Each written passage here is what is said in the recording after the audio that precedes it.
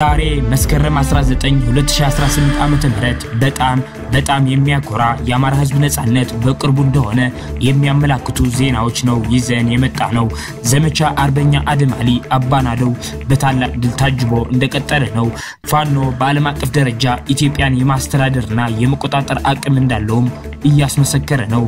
የዚህ ማስረጃም በተቆጣጠራቸው ቦታዎች ህዝቡ የመረጠው ጊዜያዊ መተዳደሪያ እያወጣና እየሾመ በዲሞክራሲ እየመራ ነው። እስከ መጨረሻው ደቂቃ ከኛ ከ5 ደቂቃ ሚዲያ ጋር አብራችሁን ቆዩ።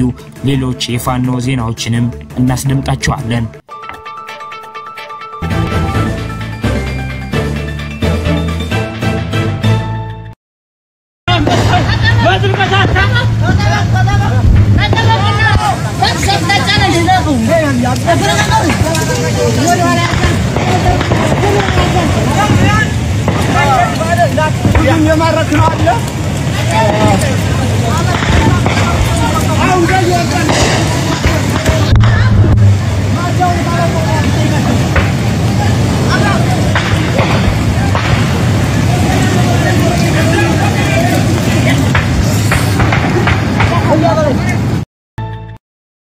ሰበር ዜና ጤና ይስጥልን ውድ የ5 ደቂቃ ሚዲያ ተከታታዮች የዕለቱ አዳዲስ የፋኖ ትግሎችና አንኳር ነጥቦች በዚች በ5 ደቂቃ ጊዜ ውስጥ አጠር አድርገን ልናቀርብላችሁ መጥተናል። በቅድሚያ አርዕስተ ዜናዎች እናስደምጣችሁ። አምስተኛ ቀኑን የያዘው ዘመቻ አርበኛ አደም አሊ አባናደው በታላቅ ድል ታጅቦ እንደቀጠለ ነው። ይህንን በተመለከተ ዝርዝር መረጃ አለን እናስደምጣችኋለን። ሌላኛው የፋኖ የዲፕሎማሲ ልዕልና የታየበት ክስተት ሙሉ ትጥቁንና መገናኛ ሬዲዮን ይዞ የመጣውን አመራር ጨምሮ 20 የአድማ ብተና አባላቶች ሚኒሊክ እዝን ተቀላቅለዋል። ዝርዝሩን እናስደምጣችኋለን። የአማራ ፋኖ ብሔራዊ ኃይል ምስራቅ አማራ ቀጠና ሚኒሊክ እዝ ከህልውና ትግሉ ጎን ለጎን ነፃ በወጡ ቀጠናዎች ህዝባዊ ውይይቶችና የህዝብ አስተዳደር መዋቅር መዘርጋት ስራዎች ተጠናክረው ቀጥለዋል። ዝርዝሩን እናስደምጣችኋለን። ከአፋብሃ ምዕራብ አማራ ቀጠና ቴድሮስ እዝ ሁለተኛ ተፈራ ዳምጤ ክፍለ ጦር ከመዝገብ ጨውቄ ብርጌድ የሻለቃ አመራሮችና የብርጌድ አመራሮች በተገኙበት ጥልቅ የሆነ ውይይትና ግምገማ አካሄደ። ዝርዝር አለን እናስደምጣችኋለን።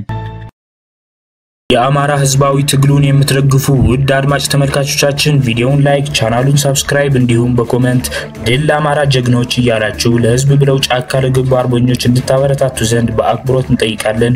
እናመሰግናለን። በቀጥታ ወደ መረጃዎች አለፍኩኝ። እስከ መጨረሻው ድረስ ከኛ ጋር ቆዩ።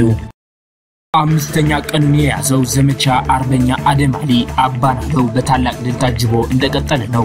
ከአማራ ፋኖ ብሔራዊ ኃይል ምስራቅ አማራ ቀጠና ሚኒሊክ እዝ ንጉስ ሚካኤል አሊኮር ኢንጂነር ደሳለኝ አሰፋ ክፍለ ጦርና መብረቅ ክፍለ ጦር የተወጣጡ አሃዶች ከአማራ ፋኖ ብሔራዊ ኃይል ምዕራብ አማራ ቀጠና ቴድሮስ እዝ 9ኛ ሳሙኤል አወቅ ክፍለ ጦር አሃድ ጋር በመቀናጀት ዛሬ ሌሊት በመካነ ሰላም ግንባር የጠላትን ኃይል በመደምሰስ በማቁሰል በመበተንና በመማረክ ከጥቅም ውጭ አድርገው መካነ ሰላም ከተማን ሙሉ በሙሉ በቁጥጥር ስር እንዳስገቡ እየዘገብነው የቆየን ስንሆን አሁን ደግሞ 100% የተረጋገጠ ሲሆን ፋኖም በቅርቡ የራሱ አስተዳደር በመሾም ወደ ሌሎች ከተማዎች እንደሚገሰግስ ይጠበቃል።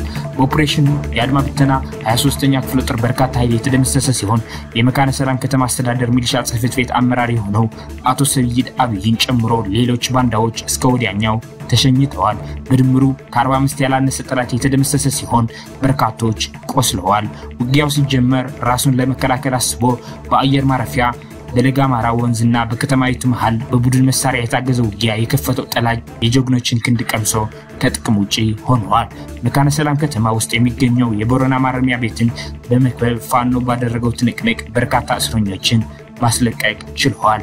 በዚህ በመካነ ሰላም ግንባር ከትናንት በስቲያ የኢንጂነር ደሳለኝ አሰፋ ክፍለ ጦር ጥላሁን ፈንታው ብርጌድ ኮሎኔል ሀብታሙ አሰፋን ጨምሮ ሌሎች 3 ባንዳዎችን መማረኩም ይታወሳል። መዳረሻው ድልና ነጻነት የሆነው የአማራ ህዝብ የህልውና ተጋድሎ ተጠናክሮ ይቀጥላል። በትላንትናው ዕለት ስለነበሩ የድል መረጃዎችና እንቅስቃሴዎች አርበኛ አበበ ፈንታው የተናገረው መረጃ አለ። አድምጠነው እንመለስ። እንደምታውቁት የአማራ ፋኖ ብሔራዊ ኃይል ምስራቅ አማራ ቀጠና ሚኒሊክ እዝ እንግዲህ በመስከረም 14 የታወጀው በአርበኛ አደማሊ ወይም አባናደው ስም የተሰየመው ዘመቻ ዛሬ አራተኛ ቀኑን ይዟል። በርካታ ወታደራዊ፣ ፖለቲካዊ እና ዓለም አቀፋዊ ድሎችን ጭምር ያገኘንበት ዲፕሎማሲያችንን ጭምር ያስተካከለ ፋኖ ያለበትን ጠንካራ ቁመና ጭምር ለወገንም ለዓለም አቀፉ ማህበረሰብም ጥላትም ደግሞ እንዲያውቀን ያደረግንበት ሁኔታ ፈጠረበት ሁኔታ ነው ያለው። ከዚህ ጋር ተያይዞ አርበኛ አደማሊ ወይም አባናደው ዘመቻው ከተጀመረ አራተኛ ቀኑን ይዟል። እንደምታውቁት በርካታ ሰራዊት የማረክነበት ያገዛዙ ሰራዊት በቁሙ የተማረከ ነው። በርግጥ የሚዋጋበት ዓላማ አጀንዳ የለውም፣ ስነልቦናው የተሰለበ ነው። ለስሙ ዩኒፎርም የለበሰ ለስሙ መሳሪያ የተሸከመ ሰራዊት ነው የነበራቸው።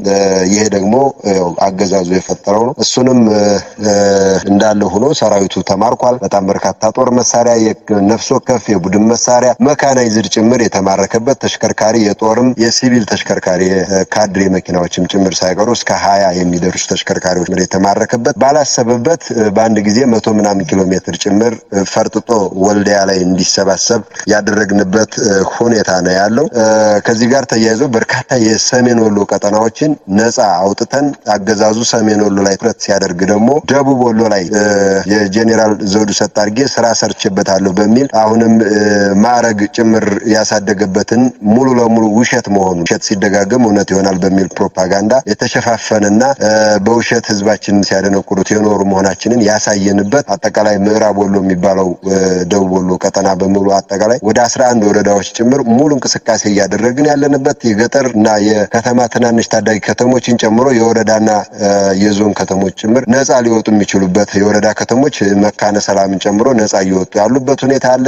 ደሴ ዙሪያ ወረዳ ወደ 8 ቀበሌዎች የተቆጣጠርንበት የደሴ ዙሪያ ወረዳ የጸጥታ ኃላፊው ጭምር የተደመሰሰበት ኮሎኔሎች ጭምር በሰሜን ወሎ የመከላከያ 12ኛ ሁለቱ ኮሎኔሎች አንዱ ቆስሏል፣ አንዱ የተማረከበት አሁንም ደግሞ በመካነ ሰላምና በደሴ ዙሪያ የከፍተኛ የጸጥታና የፖለቲካ አመራሮች ጭምር እየተደመሰሱ ያሉበት አጠቃላይ ስርዓቱ እንደፈረሰ በተግባር ያሳየንበት በወታደራዊ አውድ ያሳየንበት ሌሎች ጥቃቅን ስራዎችን እንደምኒልክ ህዝብ በላይ አሳምነው ዝና ቴዎድሮስዝም አጠቃላይ አማራ ፋኖ ብሔራዊ ኃይል በተመሳሳይ ሰዓት ዘመቻ ከጀመረ ሙሉ ለሙሉ አገዛዙ ልንደመስ የምንችልበት ካሁን በፊት የጠላት ሰራዊት ወደ ባህር ነው የገባው የምንልበት የነበረበት ሁኔታ ነው የነበረው። አሁንም ባህር እንደገባ ነው መውጣት በማይችልበት ደረጃ አመች ወደምላቸው ወደ አንድ አካባቢ እየተረነፈ የተሰባሰበ ያለበት ነባራዊ ሁኔታ ነው ያለው። የሆነ ሆኖ እጅግ አስደንጋጭ የሆነ ነገር ጠላት ላይ ፈጥረንበታል። አስደንጋጭ ብቻ ሳይሆን ሙሉ ለሙሉ ልንደመስስ የምንችልበት ቁመና ላይ እንዳለንና የትግላችንን ነባራዊ ሁኔታ የደረስንበትን ነባራዊ ሁኔታ የወታደራችንን አቅም የፋኖን አቅም ያሳየንበት ሁኔታ ነው። የአማራ ፋኖ ብሔራዊ ኃይል ምስራቅ አማራ ቀጠና ሚኒሊክ እዝ ከህልውና ትግሉ ጎን ለጎን ነፃ በወጡ ቀጠናዎች ህዝባዊ ውይይቶችና የህዝብ አስተዳደር አቅር መዘርጋት ስራዎች ተጠናክረው ቀጥለዋል። መስከረም 18 2018 ዓ.ም ፋኖ ነፃ ባወጣቸው አካባቢዎች ጊዜያዊ ወታደራዊ ሲቪል መዋቅር እየተዋቀረና ህዝቡ በመረጠው እየተዳደረ ሲሆን ከዚህም ውስጥ ላስታ ወረዳ አንዱ ነው። የላስታ ወረዳ ጊዜያዊ ወታደራዊ ሲቪል መዋቅር አስተዳደር የሆኑት 10 አለቃ አርበኛ ነጋ ፈንቴ የአቡነ ዮሴፍ የአንጃፋት ጠልፈጢት ወደቢየና ታዲዮስ አምባ ቀበሌ ህዝብ ከሃይማኖት አባቶች ከሀገር ሽማግሌዎች ከወጣቶችና ሴቶች ጋር የተጠናከረ ውይይት ያደረጉ ሲሆን ህዝብ የራሱን ሰላም አደራጅቶ የሚያስጠብቅ መሆኑ እንደ አማራነታቸው የትግሉ ባለቤት እንደሆኑና እንደሚደግፉ ያሉ የህዝብ መገልገያ መሰረት ልማቶችን እንደራሱ ንብረት ጠብቆ እንደሚይዝና የአማራን ህዝብ ያለበትን የህልውና ተጋድሎ ሁሉን አቀፍ ድጋፍ እንደሚያደርጉ የጋራ መግባባት ላይ ተደርሰዋል። ህዝቡም በክረምት የተዘጉ ከጃፋት ወደ ቢዮ እንዲሁም ከጠልፈጢት ሙቁምሃ ያሉ መኪና መንገድ ጥርጊያ የልማት ስራ በመስራት አገልግሎት እንዲሰጥ ተደርገዋል። መዳረሻው ድልና ነፃነት የሆነው የአማራ ህዝብ የህልውና ተጋድሎ ተጠናክሮ ይቀጥላል። ሌላኛው የፋኖ የዲፕሎማሲ ልዕልና የታየበት ክስተት ሙሉ ትጥቁንና መገናኛ ሬዲዮን ይዞ የመጣውን አመራር ጨምሮ 20 የአድማ ብተና አባላቶች ሚኒሊክ እዝን ተቀላቅለዋል። የአማራ ፋኖ ብሔራዊ ኃይል ምስራቅ አማራ ቀጠና ሚኒሊክ እዝ ላስታ ጄኔራል አሳምነው ጽጌ ኮር ሜጀር ጄኔራል ውባንታ ባተ ክፍለ ጦር በመቄት ኮሎኔል ሰለሞን አሻግሬ ሻለቃ መሪ መብራት ጌቴ አቀባበል አድርጎላቸዋል። ይህ መረጃ እስከ ተጠናከረበት ጊዜ ድረስ የፋኖን ጥሪ እንደ መልካም አጋጣሚ በመጠቀም ከ20 በላይ የአድማ ብተናና የሚሊሻ አባላት የውባንታ አባተ ክፍለ ጦር በመቄት ፋኖን ተቀላቅለዋል። የአብይ አህመድ ፋሽስታዊ ስርዓት እንደማያዋጣቸው የተረዱና አማራነትን ለመረጡ የአድማ ብተናና ሚሊሻ አባላት ምስጋና ያቀረቡት የውባንታ አባተ ክፍለ ጦር ምክትል አዛዥ አርበኛ ሸጋው ወርቄ ሌሎችም ሳይመሽ ትክክለኛውን መስመር በመምረጥ እስካሁን የበደሉትን ህዝብ እንዲክሱ ጥሪ አቅርበዋል። በፋኖ በኩል በፍጹም ወንድማዊና አማራዊ ስነልቦና እንቀበላቸዋለን ሲሉም ምክትል አዛዡ አክለው ገልጸዋል። በአፋብሃ ምዕራብ አማራ ቀጠና ቴዎድሮስ ሁለተኛ ተፈራ ዳምጤ ክፍለ ጦር ከመዝገበ ጮቄ ብርጌድ የሻለቃ አመራሮችና የብርጌድ አመራሮች በተገኙበት ጥልቅ የሆነ ውይይትና ግምገማ አካሄደ። ሁለተኛ ተፈራ ዳምጤ ክፍለ ጦር አመራሮች ማለትም አንደኛ 10 ደርሳቸው አጥንኩት የክፍለ ጦር አደረጃጀት መምሪያ ኃላፊ፣ ሁለተኛ አርበኛ አንዳርጌ ዘገየ የክፍለ ጦር ፖለቲካ ዘርፍ መምሪያ ኃላፊ፣ ሶስተኛ 10 ታፈረ የክፍለ ጦር የሰው ኃይል መምሪያ ኃላፊ በተገኙበት እስካሁን ነበሩ መቀጠል ያለባቸው ጠንካራ ጎኖች ለማስቀጠልና የነበሩ ደካማ ጎኖች ነቅሶ በማውጣት ወደፊት ለማስተካከል መግባባት ላይ መድረስ ተችሏል። ብርጌዱ ላይ የጎደሉ አመራሮች ላይ ምደባ በአደረጃጀቱ በኩል ማሟላት ተችሏል። በተመሳሳይ ለሻለቃና ለብርጌድ አመራሮች ስልጠና መስጠት ተችሏል። የአማራ ህዝብ ጥያቄዎች መሪነት በሚሉ ሰነዶች ላይ አንድ አይነት እይታ እንዲኖርና የሚመራውን ጦር በአግባቡ እንዲመራ የሚያስችል ስልጠና ከክፍለ ጦር በመጡ አመራሮች ስልጠና ተሰጥቶ ውይይትና አስተያየት ተሰጥቶባቸው ከመርህ የታገዘና ወጥ የሆነ ስራ ለመስራት በመግባባት ስልጠናው ተጠናቋል።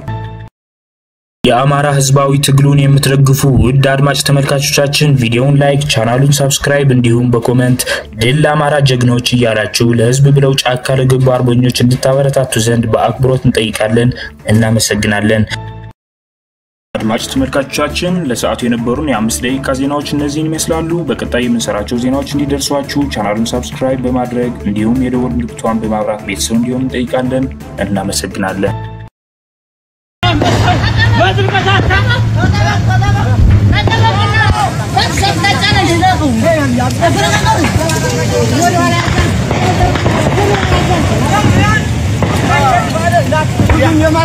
يا